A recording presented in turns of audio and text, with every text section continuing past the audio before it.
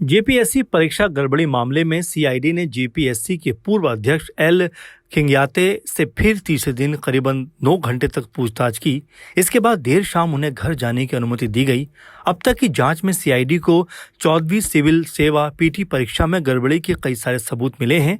OMR sheet में गड़बड़ी के मामले में सुमन सौरभ की गिरफ्तारी और उसके द्वारा गलत तरीके से पीटी पास करने की बात स्वीकार करने के बाद परीक्षा में गड़बड़ी की पुष्टि हो चुकी है। इधर इस्तीफा दे चुके आयोग के अध्यक्ष एल खिंग्याते पूछताछ के दौरान चुप्पी साधे रहे।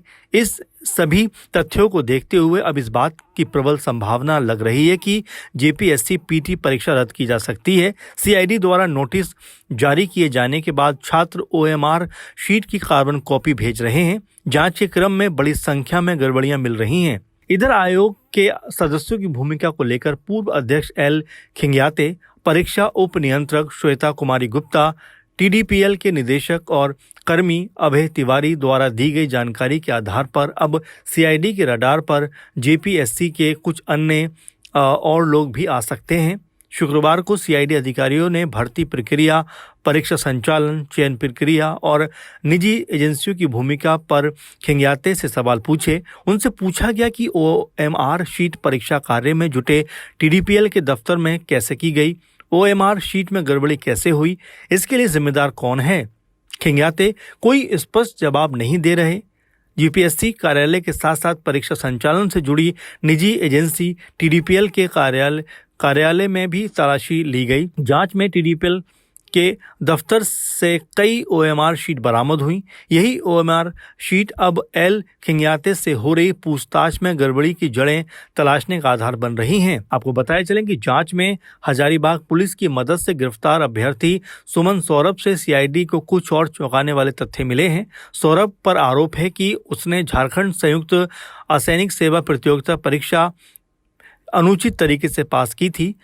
सुमन के पास से जो ओएमआर शीट मिली वो जांच में दिखाए गए अभिलेखों से मेल नहीं खा रही। उसने ये भी कबूला कि उसने परीक्षा में सिर्फ 48 प्रश्नों के उत्तर दिए थे।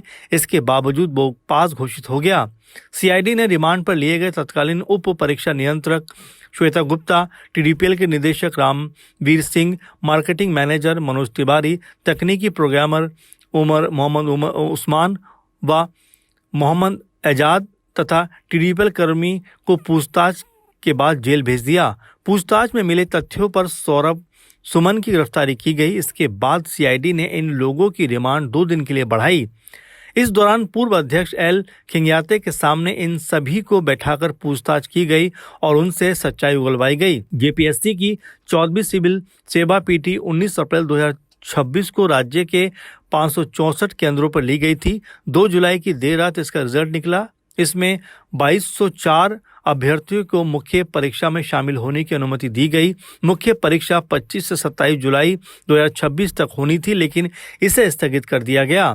उप परीक्षा नियंत्रक श्वेता गुप्ता को सिविल सेवा रेगुलर, सिविल सेवा बैकलॉग, फॉरेस्ट रेंज ऑफिसर, सहायक वन संरक्षक और जेट की जिम्मेदारी सौंपी गई थी। फिलहाल देखना यह होगा कि इस मामले पर आगे क्या कुछ होता है और कितने खुलासे होते हुए दिखाई पड़ते हैं और क्या इसमें किसी बड़े नाम का भी खुलासा होता हुआ दिखाई पड़ता है। ये देखने वाली बात होने वाली है।